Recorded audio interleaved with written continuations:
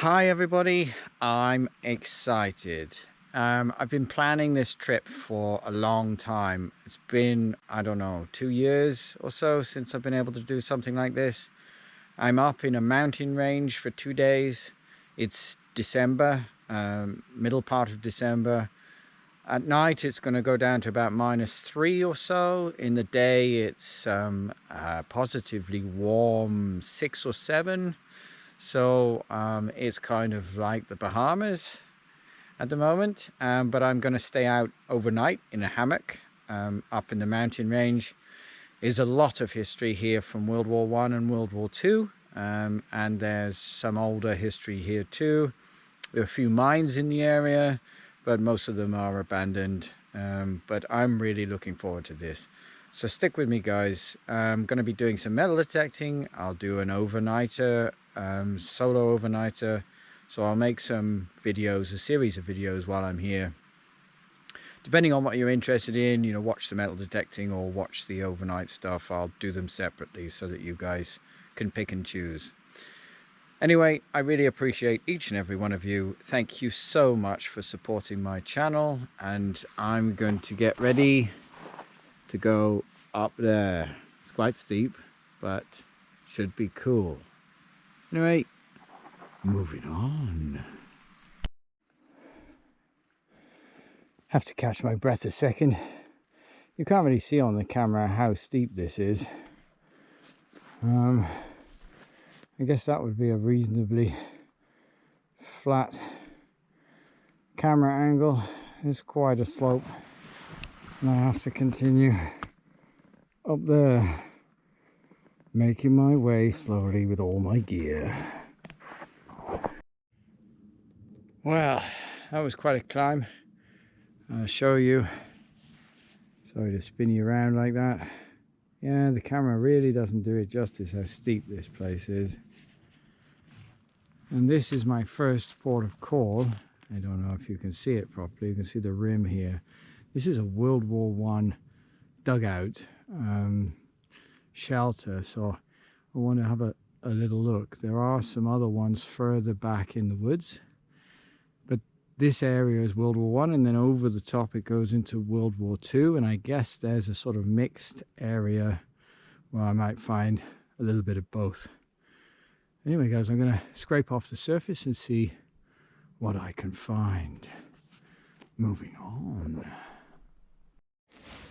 So I didn't even quite get into this foxhole yet. I just had a signal just on the edge of it. Excuse me if this is a yellow tinged episode, but I have to have a safety vest on here because it's hunting season and I would prefer not to get shot. Interesting start. Not sure on that one. Could be a piece of shell casing, but it's odd shape. Cool. Interesting beginning. See you at the next. Well, I'm just scraping away the surface of this at the moment, and that will be my first find inside the foxhole. Just lying here. That's Lebel ammunition, I think. There might be a date on that somewhere. I'll have to clean that up.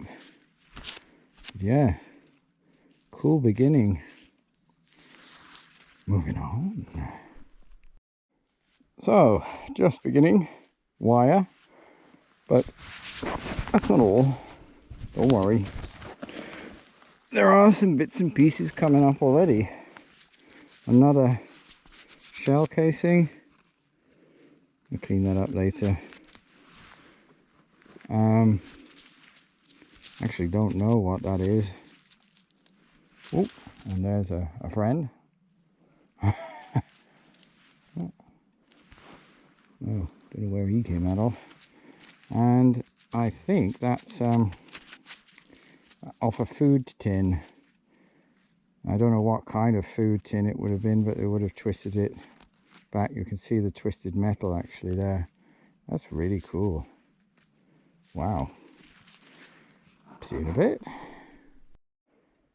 And that's exactly why you always wear gloves when you come on a place like this. There's some very thin tin sheeting coming up, but there was some kind of color on it, and you can see there's a line. I don't know what it is. It's very brittle. It's coming up in pieces. And then I had this come up. That's such a shame that's not complete. That's AG Breisach. I guess that's a place. See the line, the casting line of this bottle. It's old. Burger Brauerei. Burger Brauerei. I think that's roughly it. Amazing. Beautiful. As I say, such a shame it's not complete, but maybe there's more. I'll keep looking. Well, that's another one. That's such a shame. How beautiful this thing was. I didn't break it. Can't find the other part to it actually. Wow. Stand up a minute. Oh, it's a long way up. That's amazing. Would look nice on a shelf, I guess, you know. Don't have to look at that part. So cool. Moving on. You can see something else here. Just here, made of glass. Oh. It's just a broken bottom again. See, there are bubbles in the glass. Again, it's quite old. Such a shame I'm not finding anything complete, but still very cool to find. Moving on. And just out of the side of this foxhole came that. It's my first unfired round. Normally, the bottom of these, for some reason, when they're unfired, they stay in better condition. And you can see that has writing on it.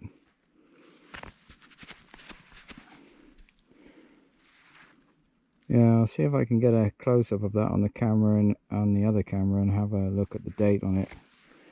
But cool. Live ammo though, can't take that. Moving on. Well, just for those who are interested, it's 1915. I can make out the 15 with some lettering, but I can't get it all the way clean. But yeah, middle of First World War. Moving on. Well, that's kind of a cool find actually. Again, I'm in the same foxhole, just going through it piece by piece, and you can see there are some bits and pieces coming up. It's another bullet casing. The only interesting thing about this one is it hasn't been fired. There's no hole in the bottom, and it's been crimped. So they've pulled the end out of it, and then they've used this to pour the gunpowder out, either to light a fire, or if one of the soldiers got wounded, they would sometimes pour gunpowder in it and then set it alight. Cool. Interesting piece of history. Moving on. Well, there's a lot of old iron in this, which any old iron, which you would expect. And then out of the sidewall came this old bone. You know, that's 100 years old or more. Doesn't look like a human bone. Is it human? No, I don't think so. It's could be a cow bone, looking at the size of it. And they've obviously cut it open to get out the insides as well. Very cool. Moving on.